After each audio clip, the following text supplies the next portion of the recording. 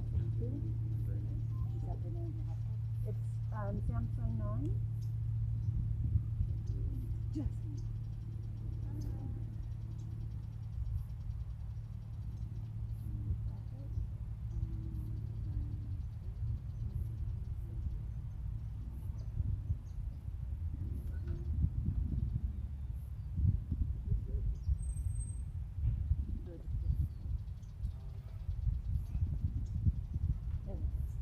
Yeah. And then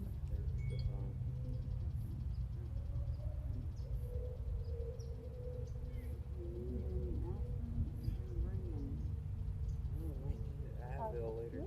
That's going to be quite a big gathering over there. Wonder if it was somebody in notoriety.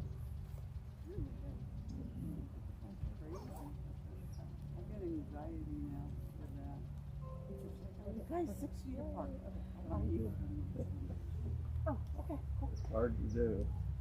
Big thing. We try not to worry about it. No. You know, we don't do a lot of socializing anyway, so it's just to the store and back. Yeah. And Do you have a few more family members coming? Probably just that. Just, okay, we're just waiting on a few. So just 3 more people and then we'll be ready. Okay. And he just arrived and one more person. is that Diane and Carolyn, or Diane and Caleb? And then just like I said, it's your guys' service. You guys tell me what you need, and when you're ready to proceed with the actual burial, at that point, then I'll call the ground tenders and we'll move forward, okay?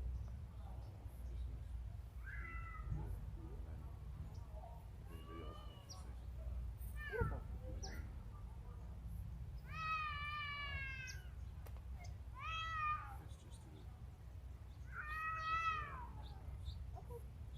And then are we doing a flower tribute as well? Like putting the flower in the urn. Yeah, that would be nice. So do you want to do it in the actual vault with the urn, or do you want to do it on top of the vault once the vault is lowered into the ground?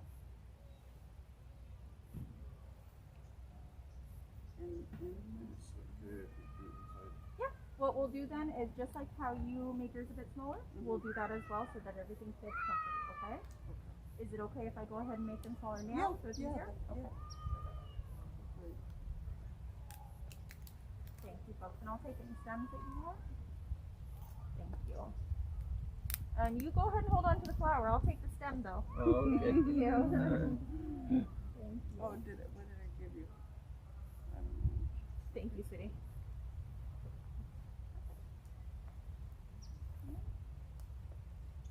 And then if we need any additional flowers, then I can take a couple off of the flowers here, okay? Oh, No, perfect. Yes. Okay. Maybe an orange rose. I'll get a couple of them. Yeah, they love oranges and Do you want me to do it right now or should I do it after? no. Okay. How many do we need?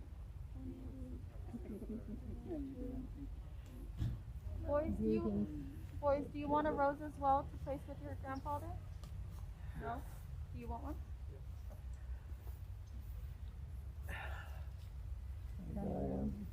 How's it going? I just gave them one, but maybe. Okay, I'm gonna not chip off. And then Gordon has one, right? Yeah. Hello.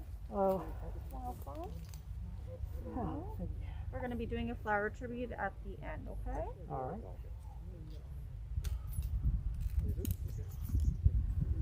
Hello. We're going to be doing a flower tribute at the end, okay? Me. One additional Sounds like pretty You got one more, or 2 more flowers. 2 more, okay. We're waiting for Irving, right? Irvin. He's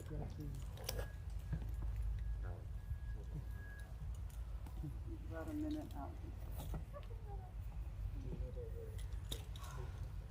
So was there somebody at the the entry gates and Yeah. tell you how to get there? Yeah, and then we Yeah. had to ask about the bathroom, of course. So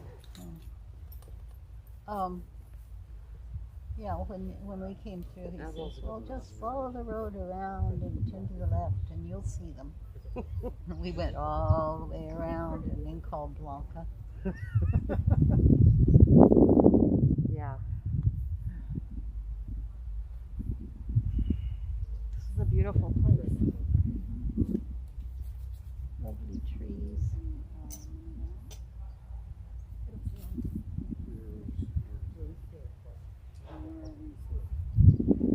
Did you hear our pastor's daughter has COVID and now he is, Alright, I'm gonna be fine. no, June, his wife, is tested positive. Oh dear. Hope they'll be okay. Yeah, but the daughter should be on the recovery list now. I know. And he's scheduled to speak at the Christmas thing tomorrow, so I'm wondering. How old is the daughter? Oh, she's an adult, probably in her mid-20s. So hopefully she'll be fine. Well, I'm sure she will be. I don't know of any respiratory diseases that she could have had. Right. Nothing like that. So. And I'm sure June will recover quickly too.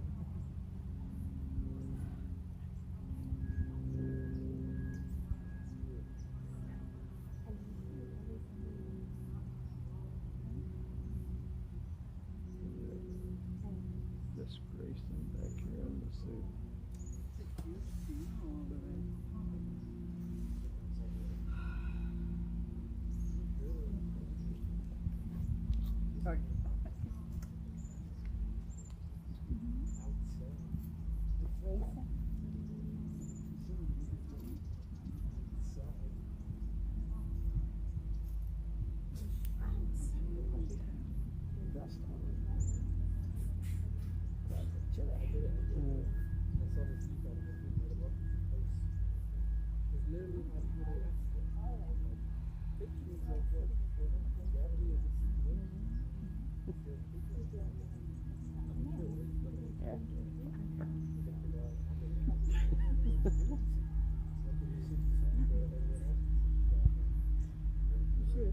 Are you out of school?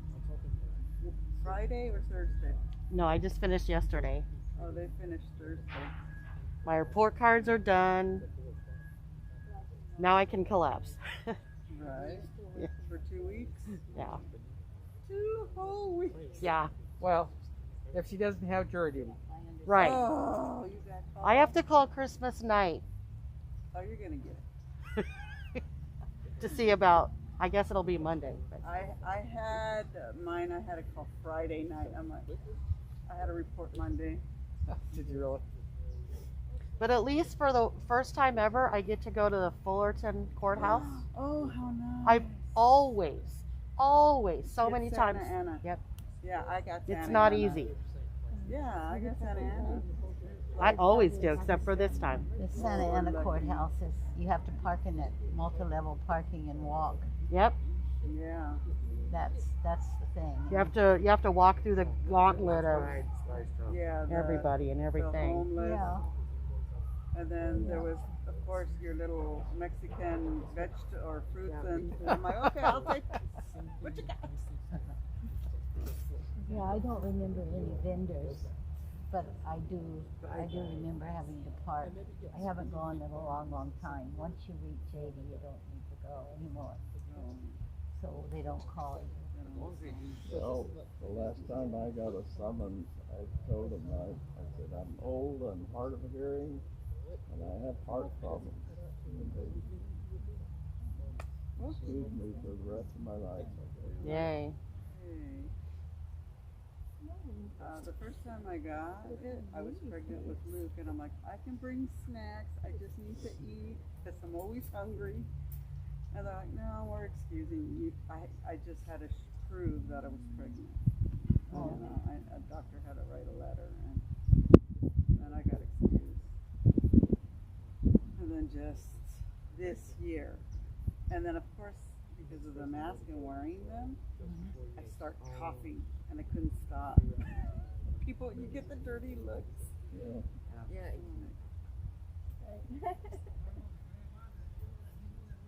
You waiting for somebody One else? person, he was like a minute out and it didn't start.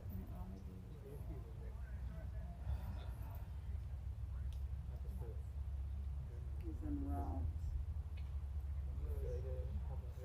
They haven't done much upkeep on the streets in here. No. Very rough. Yeah. Rough terrain.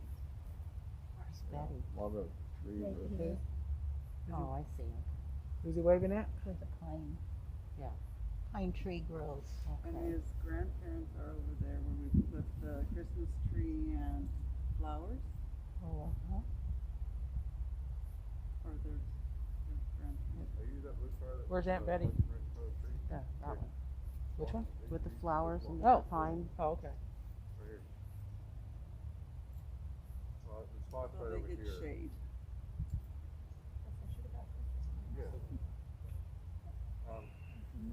We came the other day that in that where they're at, they were doing a movie. They had the whole thing all blocked off. And Glenn's brother here too. I don't think so, no.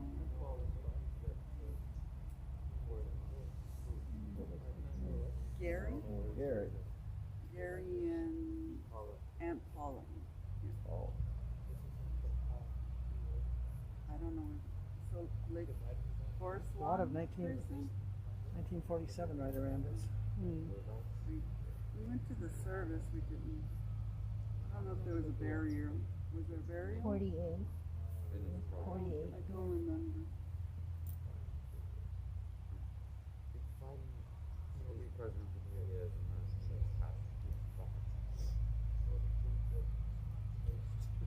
So this area must be just for urns then, because they're really small. Yes. The spacing. Yeah, spacing's really small.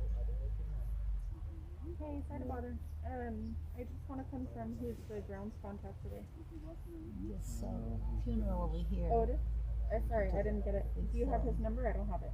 Must be somebody really All right, famous. thank you. Just on There's so Somebody many thank you. people. And a very fancy. Or maybe Or not. some. Maybe not. They're in pajamas. But you know, I went with Lalani to a funeral in South Central. They're family friends. LA. Yeah, a woman who had the mother of one of her friends, Viola, and I don't know whether you remember Karen. I was wondering if it was Karen. Karen's mother, and it was a little church, but there were just hundreds of people there. It was packed, and there was a big crowd outside. They couldn't get in. It was a hot day.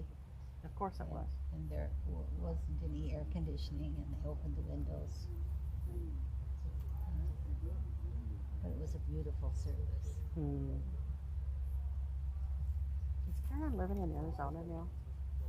I think she's still living in Compton area. Oh. He's coming. Why did you think Arizona did something? No, no. I thought Lalani mentioned something a few years ago. No.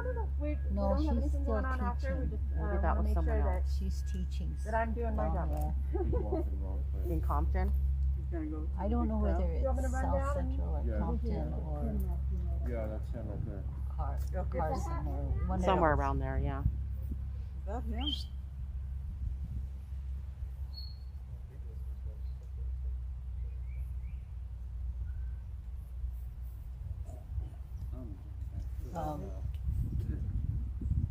Yeah, we Are you went to sure? her school You a wanna couple call of him? times.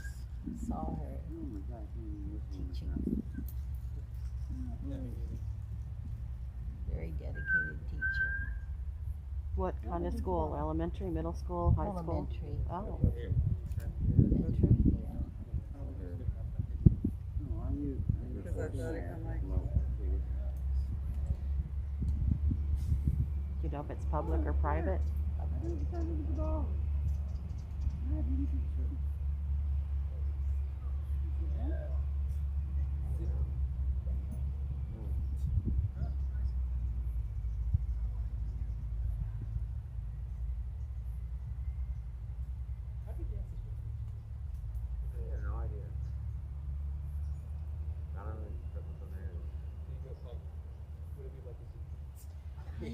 thought about bringing flowers, but I didn't know whether it was a normal grave or nook in a wall. Thank Right. you. I thought I was picturing that.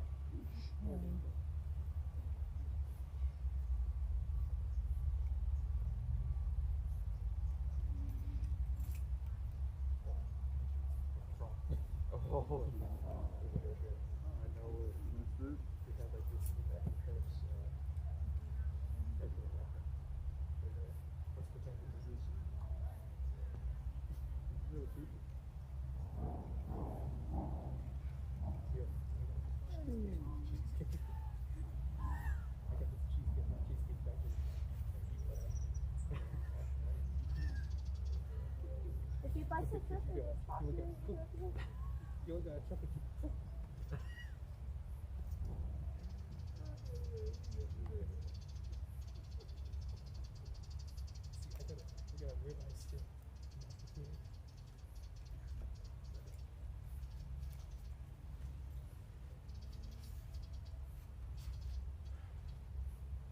I wanna take off so I can take off this mask so I can. You guys can hear me. I want to welcome you to here to witness the burial of my father, Glen WAUGHAN. With the advent of the technology, we're able to circumvent the COVID restrictions and bring you all here. That's including people online. This viewing is also will be recorded, so we can share and to people who have missed or not able to come. Just to give you a brief thing, we'll have a brief story of my father. You guys can share a little bit, and then we'll lower the urn into the place where he will rest.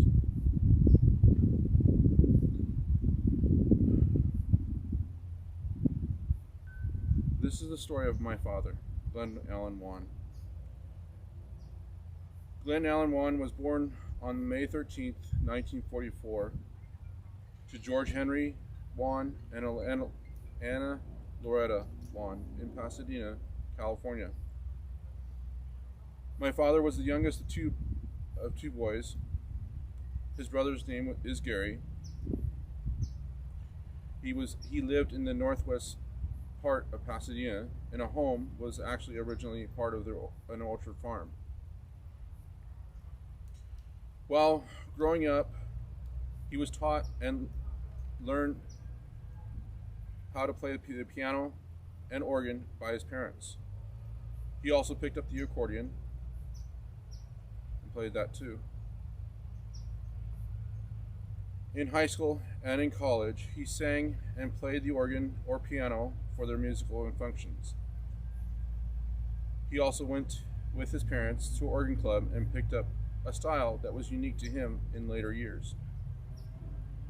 After graduating John Muir High School, he went to Pasadena College and received his associate's degree in arts. At home, he had several paintings at the time. One of it was a self-portrait of himself with only several wipes. You could tell it was him, but I always thought it was cool and unique. When he was a young adult, he kept church in his life, and at the time he went to Lake Avenue Congregational Church, where he sang in the choir. It was there where he met my mother, Betty Roscoe. She was living out here with her sister, Mary Ellen, at the time. My father and mother eventually got married and moved into my great-grandmother's home up the street from my grandparents. It was there he made a home for her, my brother, and I. My brother Grayson and I. As my brother and I grew up, I remember him playing the piano or organ for hours at a time. Most of the time, it would be on a Saturday, sometimes it was during the week. Mom told us, don't bother him, let him work. Later for me, it became a time for most like a meditation feel. Just enjoying the music of some of his secular music and church music mixed in, sometimes with no sheet music at all. Just playing some of the riffs and in the pieces that were not written, then flowing into the next piece. For me, it was at that time he gave me the understanding of music. I could not play, but I understood through him how the piece was telling the story. From a painting perspective, my family home throughout the years had different colors on it. When I first realized the house was the yellow color with white trim, then as the years went on, the color changed, and it kept becoming less of a yellow and more of what I later called the WAGHAN color. You see, my father would take colors of paints that that his clients did not want and stored them. Eventually he would use them, and he would play with the colors and make a unique color. Well, I think our home was the experiment to see what he can do. Then he eventually gave himself an upgrade on his talent, and he could call himself the colorist. It was at that point he taught me the understanding of colors and how they would be best displayed on any surface. My father worked for my grandmother for a bit in the industrial shops nearby our home. Then he took up the family trade of house painting from my grandfather. With his talent of house painting, he was always busy. At one point of his life, he was booked to almost 2 years ahead. Between my grandfather and him, a group of house decorators or interior designers had them hopping from job to job to their houses to another job. But he had the knack to be so meticulous that when he was finished with a room, you could not tell that he was there. It was just a freshly painted room. Lost my place.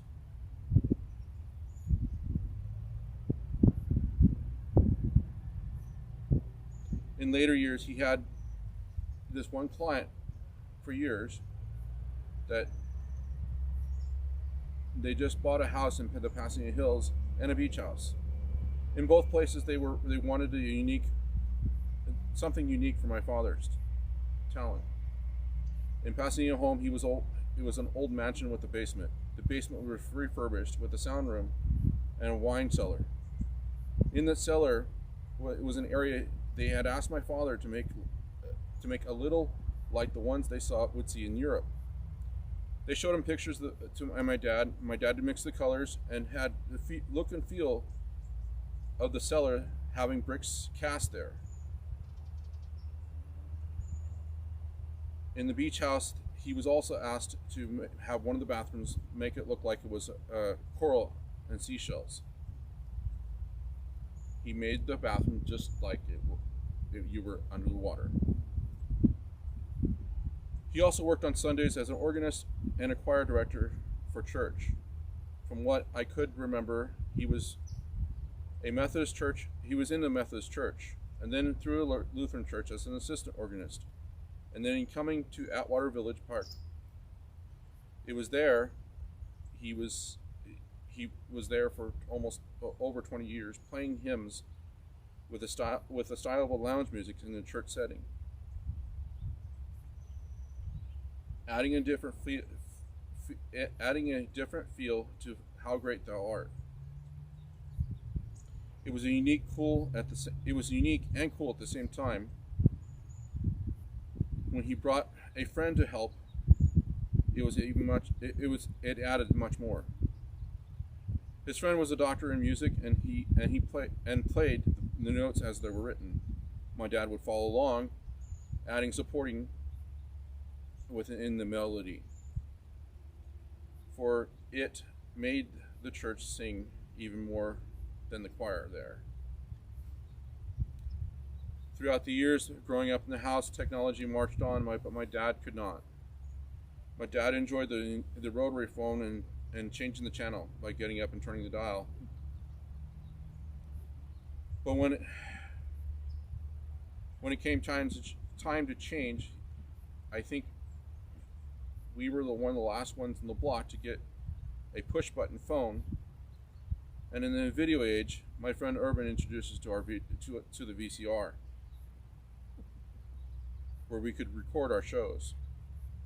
Then when the digital age and satellite TV was prevailing, it was my older son, who was 3 at the time, taught my father how to use the remote between the TV, VCR, and satellite. However, getting him to understand how to work a cell phone was still the feat. The concept of texting eluded him. After my brother and I flew the coop and getting married and having kids, and my mother and him were able to take a few trips. My mom and dad got to see their sons marry, got to see 2 grandkids being born, and based on accounts they both enjoyed their cruises. My mother looked very happy until she was diagnosed with cancer and passed on in 2007 and is laying the rest here. Soon after that, his brother Gary and his Aunt Paula followed right after. After my mother died, it was hard for him at the family home, so he decided to go live in the desert. He went to Hawaii, to Lake Tahoe, and Seattle. My family would see him from time to time, enjoying his company. And there was one time in the later years, my family and I went out to see him.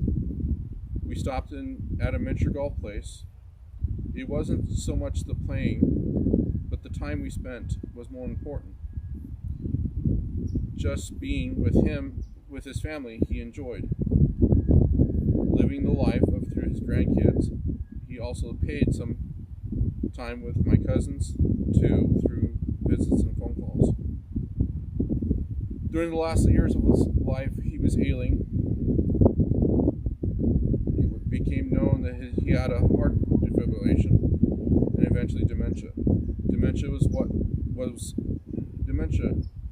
not fully diagnosed until he was with me.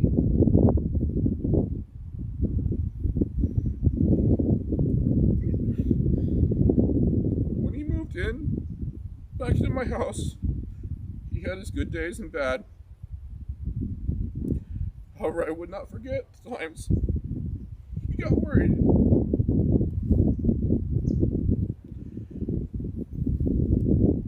He worried about his finances and what was there. I told him,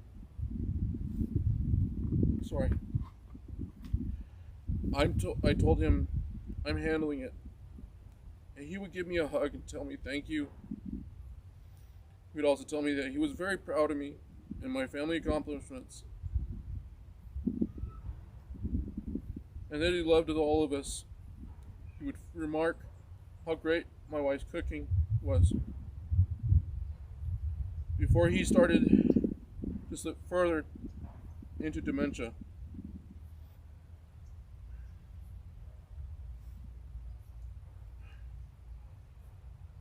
I showed him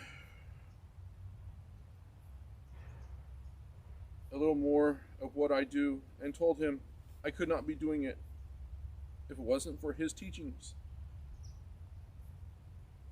The appreciation of concepts of music and tell us a story with meaning, as well as the understanding of relationships with colors and pictures. I told him I tried to do what he taught me and what I learned in school, together within the world, in my work now. He smiled, said thank you, and that he was proud. He eventually went to a memory care home and passed November 18th, 2020. 13 years after my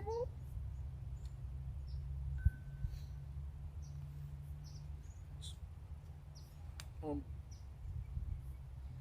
If anybody else wants to say anything about my father, you can come here.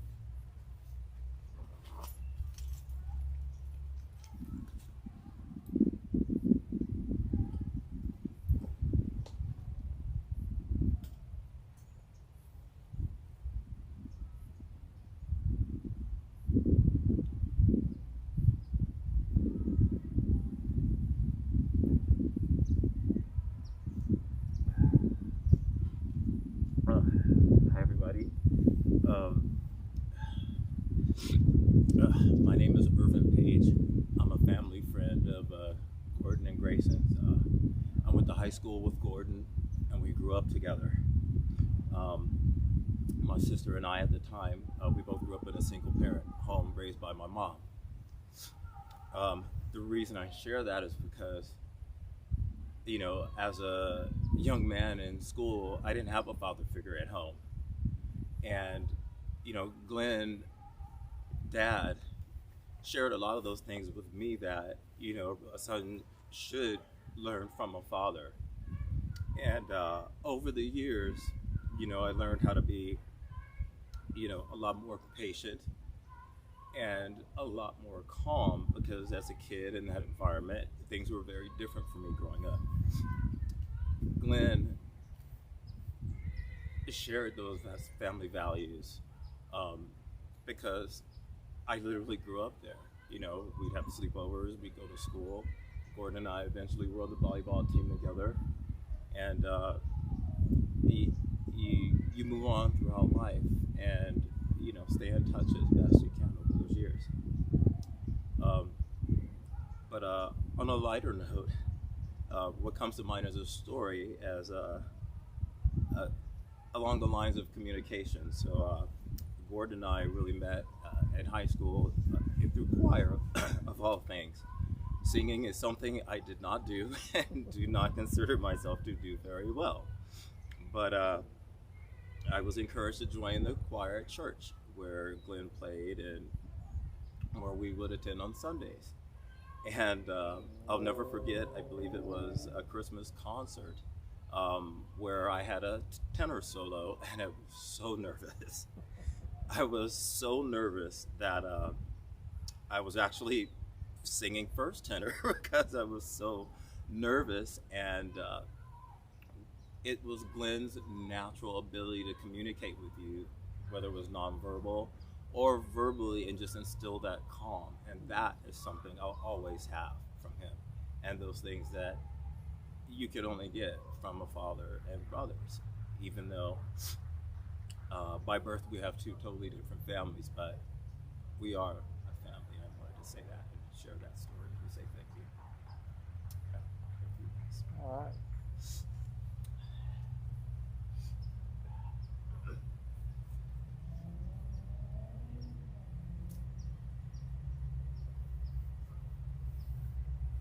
We have a lot of fond memories of family together. Taking a video. Oh, is that all right? They want to see you stand. I don't want to stand. Are you able to hear her?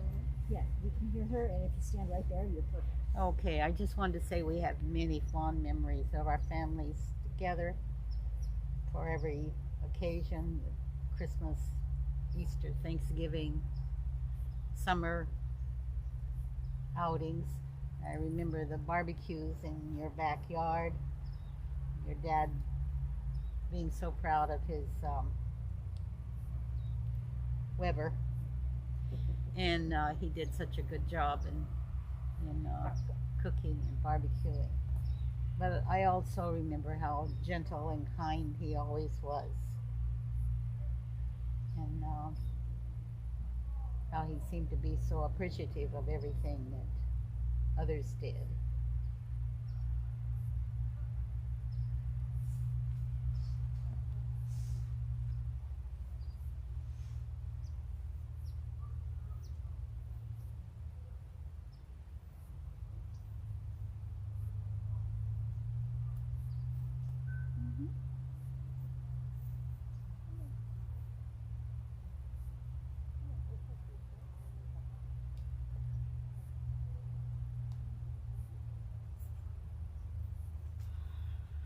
Hello.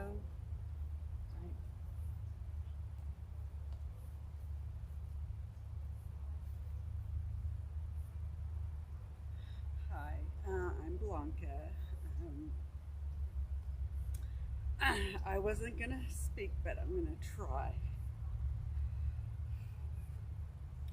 I met Gordon and we went to a coffee shop because I was going to school. I'm like, oh, I don't have time for you, but I'll go for a coffee. So it was great meeting and everything, and slowly I started going over to the house, and I'm like, oh, you know, like any woman, we need to fix some things up here. So then he goes, my mom and dad live right down the street. I'm like, no, you're going, no, I don't need to see anybody. But then I thought, I need to see how the family unit really is, to see how everybody interacts and everything, and how a man, you know, a person that I'm dating reacts to his mother. So we went ahead and we met, and it was a great meeting. Lovely people, very warm, and I then finally got to meet Gareth, and he would call me Girl. So my name was Girl for a while, and I was okay with that. And then I met Grayson, and also a great person, always loving, always respectful with his parents, and I look at that. I see how loving he is with his mom and his dad. And yes, we got married, and everybody did their separate things, but you know, occasionally, like everything, life goes, and we would get together. And you know, unfortunately, Betty had passed, but the one thing I could remember is Luke walked. So his grandma got to see him walk when he was a baby. So I have that in my heart. And taking care of Glenn these past couple months, you know, with Grayson, myself, anybody that could help. The boys helped too. So it was a big help. And he was appreciative when it was times that he recognized us. So and then it was too much, and the home we would visit and take care of him and making sure he was eating and everything. But you know, it was his time. So we do appreciate the times when we would go visit him in the desert, and he was always with the grandkids, and it was just like a little family at the time. And I'll always remember that. So thank you.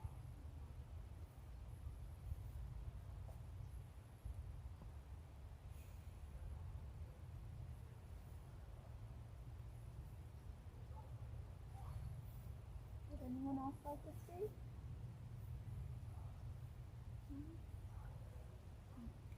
Is it okay if I go ahead and call the ground crew?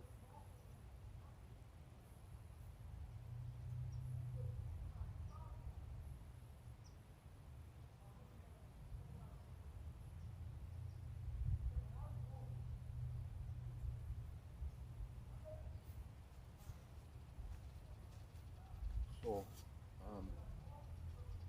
she'll be calling the ground trooper at this point. We can, once the urn is placed in here, into the box, we can put the flowers we can put the flowers inside, around the urn. So, we can show our love and appreciation to him. They'll be here shortly.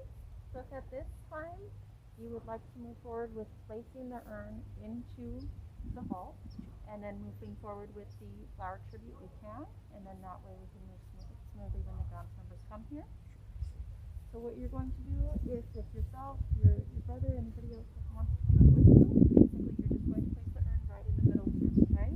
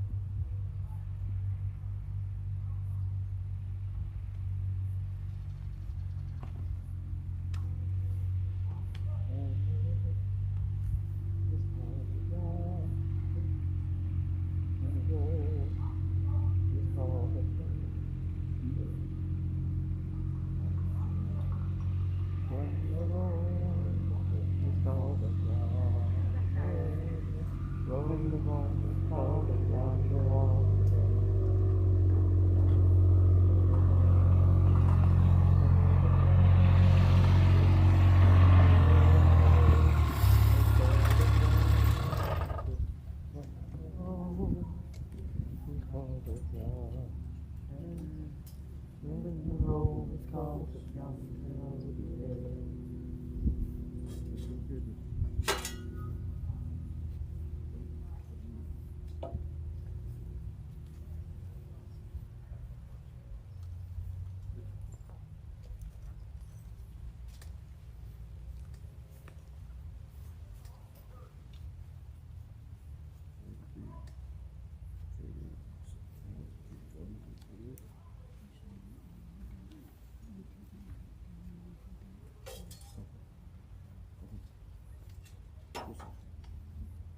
Okay, I'll go forward.